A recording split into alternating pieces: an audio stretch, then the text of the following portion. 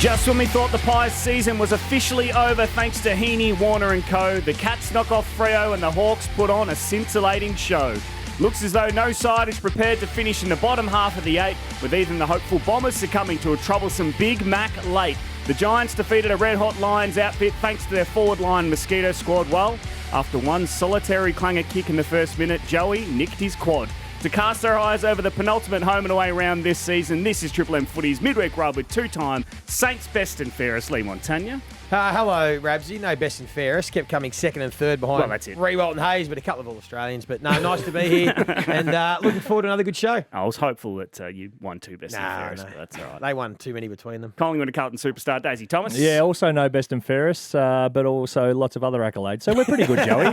We may not be the big names that steal the show, but we're going all right. And the big Lebowski from AFL.com.au, Damien Barrett. Hello, boys. You could have done what Spud did there for a few years and just when he got introduced as Team of Century member for about 10 years, even though he wasn't until he was called out. So you could have got away with that. He never corrected anyone, did he? He just let it roll. Until we ambushed him. If it wasn't for Lenny, you'd have a couple, sure. Lenny and Rewalt, I think, won 9 between them. And then throw in Sammy Fisher. It was 11 out of 13 or something. Wow. And then Jack Steve won the last 4. So that was it. Only 4 or 5 winners. There you go. Not ideal. No.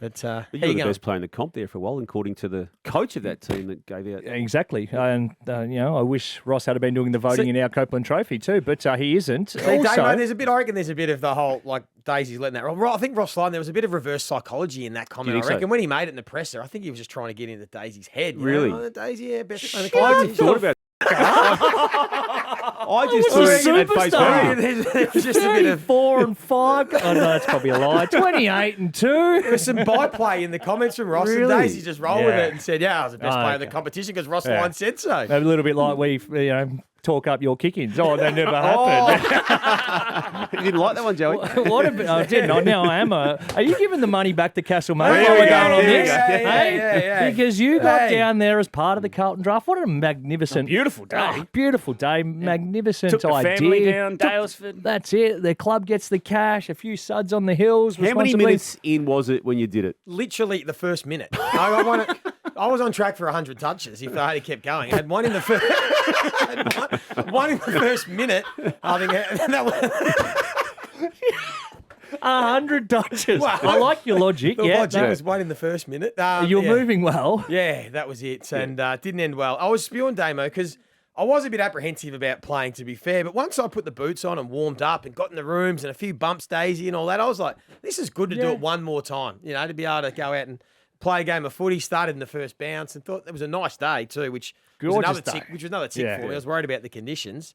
And then that was it. That was all over. We always said to you, this was going to reflect on us as much as you. I know. And you refused to do any pre-work before the game. You did. You refused. You talked about it 10 weeks in advance and then had one training run on a nice, warm, balmy-ish type of winter night here in Melbourne. I was kicking the ball well too, Damo. That's the problem. I was hitting them flush. Do you think the fact you trained on the Tuesday put you at risk? Yes, that's what backfired on me. No, because you would have been, if you had have just gone in fine, like you did on the Tuesday, you wouldn't have had an issue. But you've trained on the Tuesday, which means you would have been a touch more tight through there. But the good thing was you hung around, you had a good time with the locals. I was working and I was getting texts from Natasha, who was out enjoying herself. Beautiful Melbourne evening, beautiful Melbourne afternoon. And she goes, "Why aren't you at Lamaro's?" I say, "Well, I'm on air working." She goes, "Oh, Joey's here."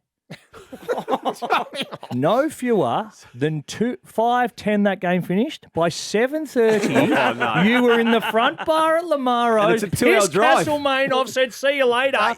And drinking non-sponsored product in the front bar at Lamaro's. You have to remember, Daisy, from quarter time onwards, I was It's an hanging hour out with and the a half locals. drive. I spent 3 hours hanging with the It's locals. an hour and a half drive. To be fair, I only had one lift home at the end of the game because my wife and kids left at halftime. And everyone else was disappointed. Mum and Dad left at halftime. My brother came down. He left at halftime. So I only had one group of mates that were enjoying drinking a few Carlton drafts on the hill. And I told them they had to stay. Well, there's one driver. I said, "You boys have to stay because you're my only ride home because my family's all deserted me." They were embarrassed and they were on their way back to Melbourne. So I had to get the lift. That was all that was the only way to get home. Well, the thing that hasn't been reported, though, which is nice of Joey, he's put his hand up and said, because it was only 1 minute of the game, I'll just take, and what's that, a minute out of 100, so 1%, you'll take 1% of the check. And play next year. And play next year for free. Yeah. I already asked about playing next year, Damo. You know what they said? They don't want you. Don't bother. Oh, there's plenty of news to get to, Damo. The Demons are in strife and Carlton have a lot of injuries as well ahead of round 23. We'll get all your predictions later on in the Triple M Footy's Midweek Rub. Fair dinkum or Fugazi and your game predictions still to come. This is Triple M Footy's Midweek Rub. It's time for your news, Damo. A couple of teams are in strife. Let's start with the D's. Christian Petrarca. Now Alex Neil-Bullen has asked to leave the club. Yeah, for different reasons for their dissent, I suppose. Their Rabsy, Alex Neil-Bullen, in the past 24 hours has made it known publicly, or the club has via him, that he wants to return to South Australia for family reasons, and I think that we can just park to the side. But the disharmony that was attached to Christian Petrarca and reported on by Tom Morris, it has not been at all denied adequately if you're going to shoot it down from a Melbourne perspective. So there is some truth in that. We can absolutely take that as part of this conversation now. There's been a backdrop of Clayton Oliver's whole past 12 months, and then you go back to last year where the comments were made at the time from Simon Goodwin and Gary Pert about there being no cultural issues at the football club. You've got the Glenn Bartlett backdrop as well to this. Angus Brayshaw, it's part of the bigger picture, not being available to play, but again, injury-related or medical-related retirement. So you get to this stage of a season, they were 7-4, guys. They are now 10-11. That's the scoreline on this particular season. They won't be playing finals. Arguably, they've held up reasonably well to have themselves in the mix for 5 years in a row. But we get to this point and there are some massive question marks that are hovering over this football club, and a review that is always ongoing in football clubs. I think it could have a pointy-ended outcome of some nature. So how does this all play out? So Bartlett's been agreed for a long time and openly asking questions. What does it take for him almost to shut up and go away? The club has tried to make that happen. He hasn't, I suppose, made it go away. He wants more, and I'm not going to engage too deeply in conversations because he's highly litigious and I just can't be bothered dealing with it. Yeah, but in terms of like, why does it keep coming up? Because this seems to be the ugly head that keeps just bringing these things in from the side. When you just think they're starting to steady the ship, there's something else thrown on top. The weight of it, Days, has taken a toll. There is no doubt about that. The club can keep batting it off and keep denying elements of it, and the AFL can also say that there's nothing to see here. But he hasn't let go, has he, for now, the best part of 2 seasons. So, yeah, there's an accumulation of that, which is also part of the overall mood at the club. But I suppose the one thing, though, that held the playing group in good stead, despite all the distractions and everything that we've spoken about that's gone on, was that they were a tight-knit footy team that still played good football. Yep. And they were one of the hardest teams to beat, and they still had ambitions to win flags. And now that this season hasn't gone to plan, and now it's come onto the field in regards to, now they sit back and they think, okay, well, what does our style look like? How are we going to get back to being contender? Our old method doesn't work, but we think the new method we tried didn't work, so we went back to the old method. Now you're hearing of senior players. So, of course, you spoke a lot about Brayshaw and the impact, the heart and soul of finishing up impacted. Now Neil-Bullen going to go, talk about Viney and Petrarca. It's now filtered through to the playing group on field. And that's where it gets really tricky as a club, Daisy, because despite, as you know, you played in Collingwood sides, when there's off-field stuff going on, stick fat as a team, get to work, win games of footy, and the rest will take care of itself. Yep. Now it's all that combined means that it's going to be a messy off-season. There's going to be a lot they have to work through as a football club. Listening to Max Gawn talk, though, him saying he wants to play out the last couple of weeks, even though his foot may be a little bit sore, because you can't turn culture on and off. That's coming from the captain of the footy club, who is well respected. Excuse me. But I think he will believe the fact that that is the way forward in terms of the culture that he's trying to lead and be part of. Is that on-field culture. So it doesn't really matter. Does that make sense? This is a word and a word only. I mean, Simon Goodwin and Gary Pert used culture, cultural or culturally in a pre-recorded interview with SEN last year. Now, on 37 occasions inside a 2-segment interview that went to air, I don't think Melbourne's got the best culture at all. And I understand, and I know Max to a point, Daisy, not as well as you. I don't work with him this year on radio. I respect him highly. But it has been under his watch that a lot of this has gone down. Again, he can't be responsible for what happened with Joel Smith.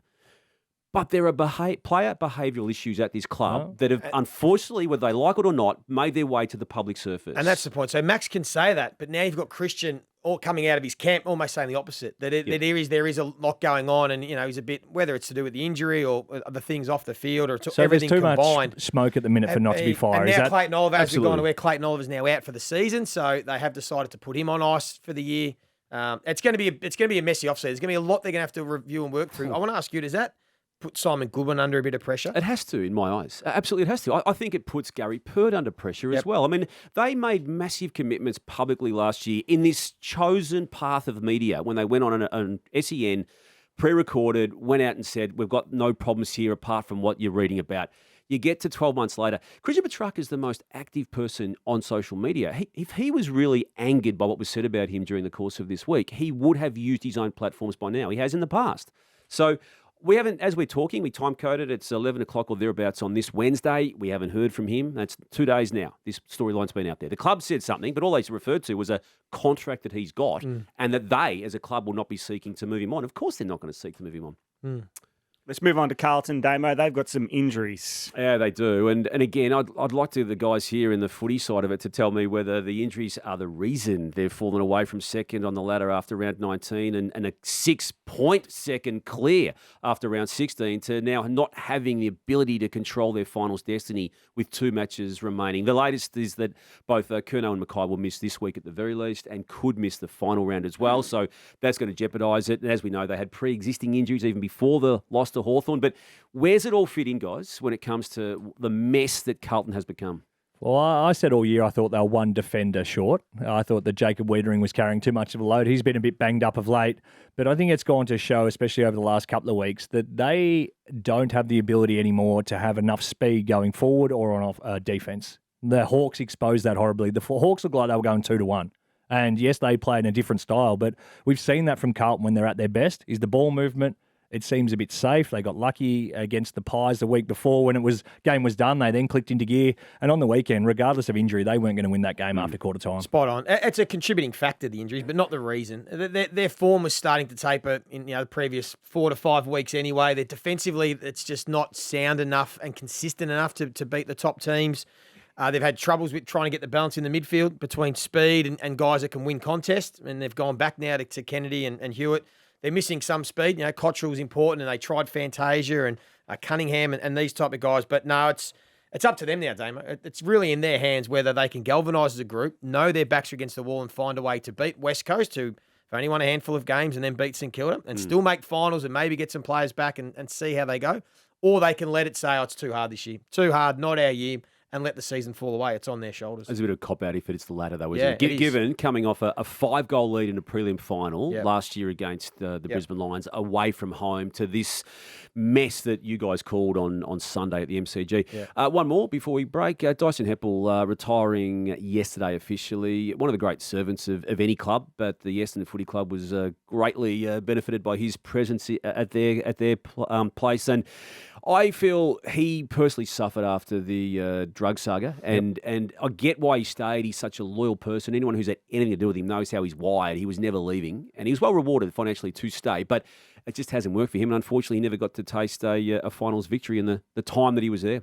Yeah, well, that's a perfect summation, but it shouldn't take away from the 252 games that he did play, the manner in which he played, a best and fairest winner as he hangs them up, and just an all-round good guy. You see what he does with the young kid that he's been working very closely with. He's a ripper of a bloke, and well done to him on a great career. He is one of the great guys. Anyone who's had anything to do with him, of any form of communication, can attest to that. Yep, spot on. Round 23 predictions coming up, of course. Essendon have a huge Friday night game against the Swans. Hopefully Dyson Heppell gets to run out again for the Bombers. This is Triple M Footy's Midweek Rub. Starting with you, Joey Montagna. The win over the Pies underlines Sydney's issues. They need their gun mids to fire to go big. Good start, Rabsy. Fair income. I think we've seen it all year now. When the big three fire, they are almost impossible to beat.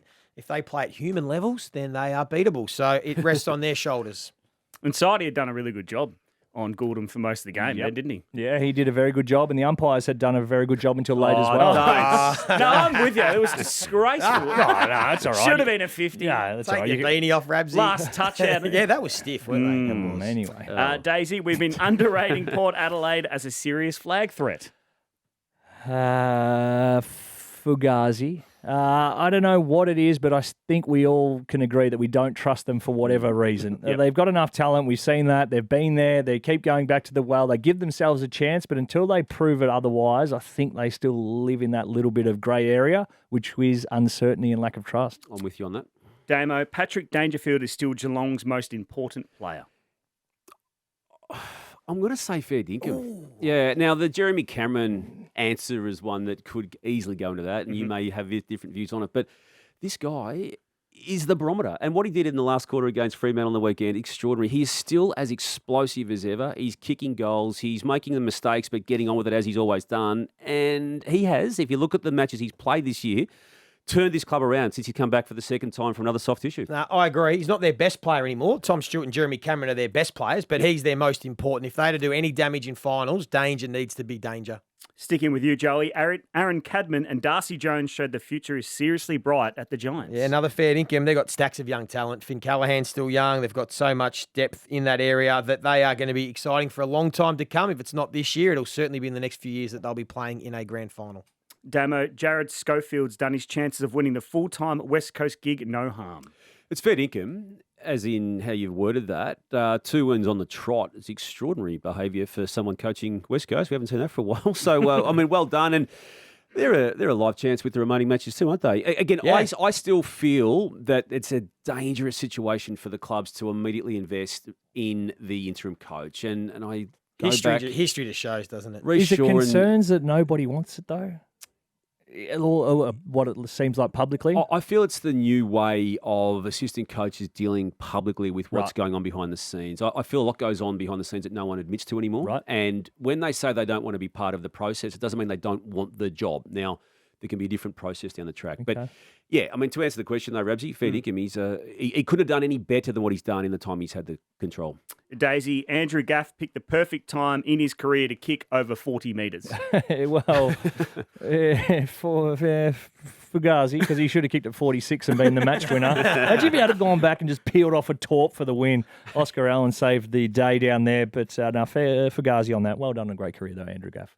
You mentioned this man earlier, Damo. Dyson Heppell's leadership after the drug suspensions makes him an Essendon great.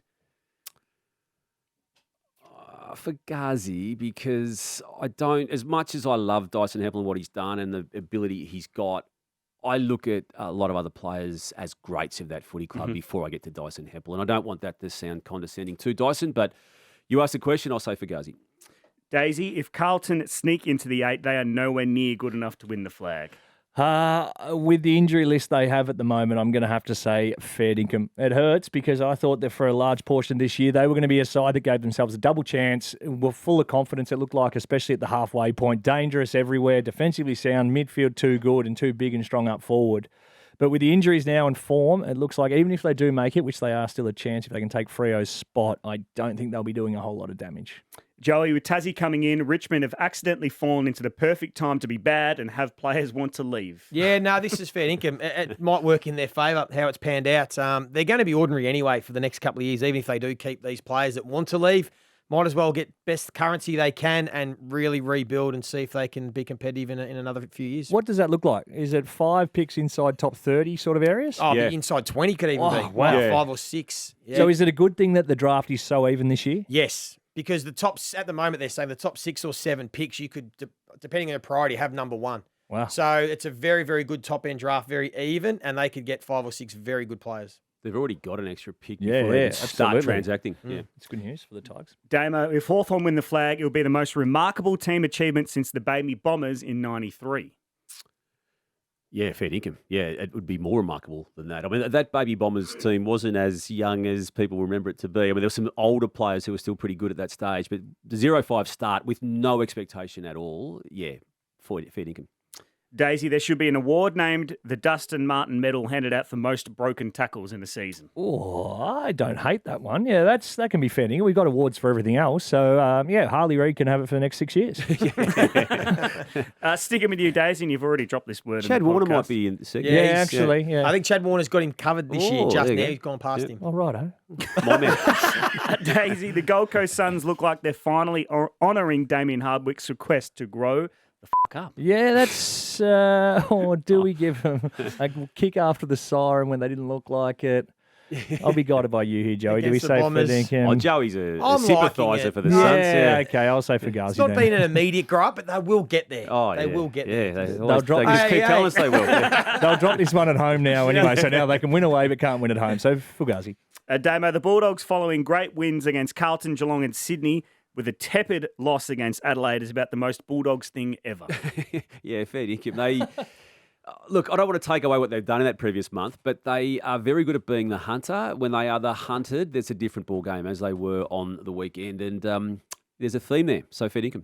Right. Finally, Joey, I'll play you some audio that you were a part of. Rats is the boss of the coaching structure there. Is there any word on Ash Hansen? Is he going to go through the process? Has he begun that process with West Coast? Ash Hansen? Yes. He's at the Blues, so it's going to trouble me. There's no one for Where we going, Just twist the knife.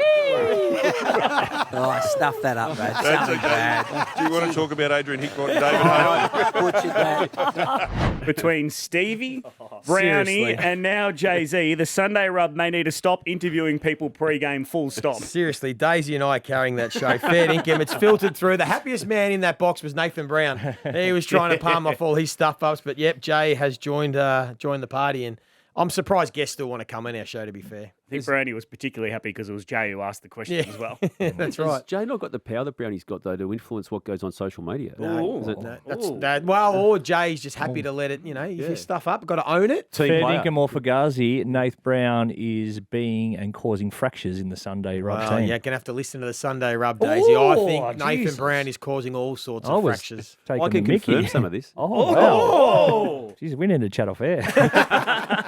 Hey, coming up next, we're going to get your predictions for a huge round 23. This is Triple M Footy's Midweek Rub. Righto, let's wrap this up. Daisy needs to get home and go to sleep. We've got some huge games. Round 23, kicking off Essendon versus Sydney on Friday night, Joey. Yeah, this isn't the biggest of the rounds. Bombers. Have to win to be a chance. I know, I can't tip the Bombers. Sydney. I don't know how well they're back, though. They were 27 points down. Yeah. Sydney. They didn't really play well. They for are two what and a they half are. quarters. Two guys They played well. flicked a switch in the last quarter, so they are still vulnerable. Actually, I do like this game. I changed my mind. I like this game, but I'll stick to Sydney. I'm going to stick with City, but I'm I know not why. confident in No, saying Yeah. it. Neither am I. Sydney, but not confident. What about the Gold Coast at home, Damo against the D's? Again, I'm not confident about anything the Gold Coast does, but against Melbourne, I will be going for the Suns. I'm tipping Melbourne in this one. I think a little bit of that backs against the wall stuff. Big week, off field. The one place you want to be is on the footy ground. Not sure what the Gold Coast are still doing. So Melbourne. No, I'm confident Gold Coast. They're my certainty. Melbourne have checked out for the year. Gold Coast win this. Daisy, what about the Giants versus Fremantle? This game is huge. If the Dockers lose and the Pies and Carlton win, finals are still on the cards. It's hard to see Fremantle beating them because the Giants are absolutely flying and the manner they're playing. It'll be a good game, but I'm just going to have to stick with the form, and that is the Giants are going really well. Outsider, Freo, bounce back. Darcy Tracy back into the team. They'll be smarting. I think they can find a way to beat Giants. Not sure how, but just hoping they can. Is that because you're on the payroll? Yeah, bit, that's yeah, cash for probably. comment. I believe we call that, I just Damien. got to stick fat, otherwise they could miss the 8. Oh, that'd geez, be a big blow this Man, year. that'd for be your Fremantle. If they bonus miss gone. It's been a bad fortnight, hasn't it? Yeah, With no, it's the big loss to disappointment. Essendon and then the inability to beat Geelong. Yep. I know they had those absences you just mentioned, but they still had a chance to win and didn't. So I think you just know more what you're going to get from And Giants. Port than you do Adelaide Dockers. next week. Yes, too. exactly. I know. Have to win one. So Giants for you, then, Damo? Yeah. What about Collingwood versus Brisbane, Damo, at the MCG, 4:35? I can mount a case for Collingwood, but I'm not going to. I'm going to go for the Brisbane Lions. I'm tipping Collingwood, and they will be my outsider as well. Love to tip my pies, but I just can't. I have to Your go. pies? My pies. I don't like you, Your Joey. pies got come my with s- sauce on them, mate. Still got my Spices jumper back at home hanging up and there's Nathan Buckley on the back, but I have to tip Brisbane in this one. They'll bounce back. Your pies. You did your quad because you're playing in a pies jumper. That's how much you want to see the black and white stripes lose. He faked it. Port Adelaide versus Adelaide, the showdown, Days. Oh, well, I think we were expecting Port Adelaide to win in this fixture back in round 8. They didn't. They got beaten by 5 goals. A danger game, but Port Adelaide again. Surely you can get yourself up for this again because you have to. Top 2 on the line. Home finals, double chance. Port for me. Castlemaine's theme song too was good old Castlemaine forever. So anyway, sang that one. We're talking about Port Adelaide and Adelaide, Joey. Showdown. Port must win. Right. Port just have to win this. They are flying. They're in great shape. They cannot let the crosstown rivals beat them. Remind me, if you can, please, and I should know, Mitch Georgiades, his status? Quad strain, so unlikely. I think it's not a 1 week. It'd be a couple of weeker. Adelaide for As that bad reason. as yours? Not as bad as mine. Adelaide for that reason. Sticking with you, Damo, St Kilda versus Geelong. The Cats don't play under the lid that often. Oh. It's a danger game, and coming back from Perth, I get how that can play with a club, but I just like what Geelong is doing. They've realised they've got through that bad slump they had, and they know the need now to win out, and they will. Geelong. Geelong for me, comfortably. Danger game, no pun intended, but Cats will win. What was that song from Castlemania? You know it. Bulldogs versus North Melbourne, kicking off Sunday, Days. Dogs. Dogs. All right. Damo, you want to elaborate? How did you find the loss against the how Eagles did you last find the week? loss? Did you tip North Melbourne last week? I did. Oh, Yeah. wow. You And keep what bagging happened? me, but we get to this stage of the Yeah. season where they've played Good effort by North. It was a good 21 effort. matches, Great effort by They're North. getting better. and they've got a 3-18 scoreline. They were 35 up, Damo. yeah, Good effort. take the positive. And they just beat Richmond the week before. Yeah. And they've got 3 matches to their name again. And you reckon they're on the right track? Yeah. Do you agree that it's been a successful You agree year? that you have all, and everyone else is overrating this club?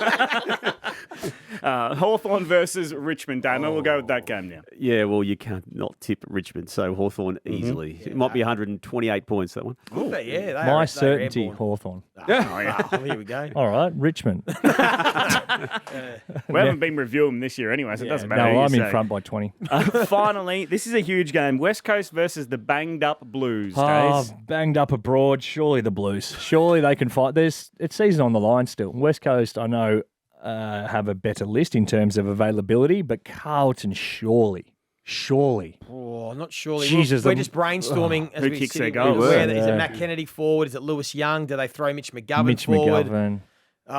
It's going to be one hell of an effort if they do West win. Coast now favourite. Yeah, I know. I'm sticking fat with Carlton. I want to see them win. Backs against the wall. Be a great story if they could, but I am nervous for them. Yeah, I'm going to tip Carlton with no confidence. Well, you can hear every single game of round 23 on the Listener app and on Triple M, starting with that huge game, Essendon versus Sydney from Marvel Stadium. And, of course, the Friday Huddle is ahead of that with Mark Howard, Luke Darcy, Nathan Brand, Jason Dunstall, and our very own Damien Barrett. This has been Triple M Footy's Midweek Rub.